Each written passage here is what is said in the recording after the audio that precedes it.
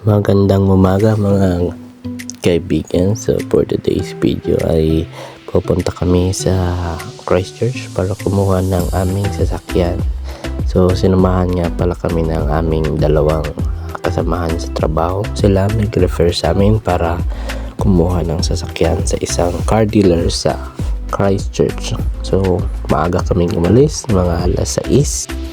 Bali 3 hours and a half ang biyahe papuntang Christchurch galing Uamaruk.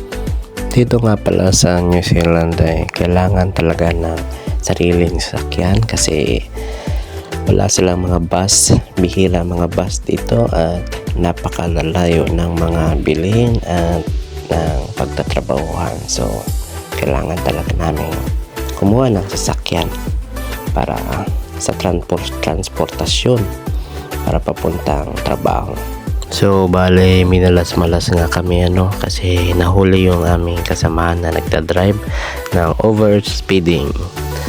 Dito sa New Zealand ay may minimum speed limit sa mga motorways at sa mga highways.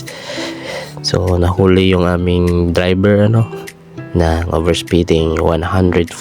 So dapat ang kanyang takbo ay 100 lamang.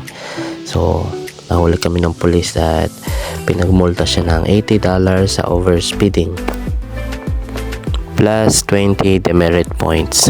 Sabi sa batas sa New Zealand ay meron kang 100 points for 2 years. If naubos mo yun sa demerit ay magkakaroon ka ng 3 months suspension sa iyong lisensya at magmumulta ka ng $45 to $100 I think.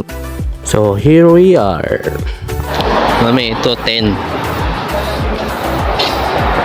siya. Ito 10 din.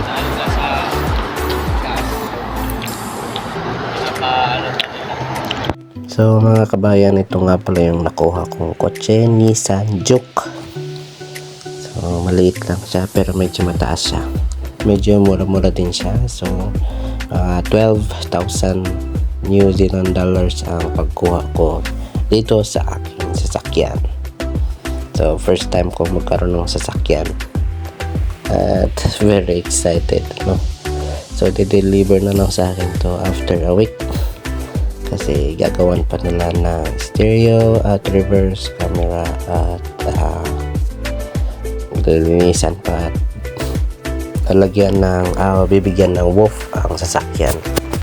So ang WOF nga pala ay warrant of fitness dito sa New Zealand. Ito yung vehicle maintenance for a year na ginagawa para sa mga sasakyan para ma-ensure na okay ang sasakyan sa pagtakbo dito sa mga highways sa New Zealand.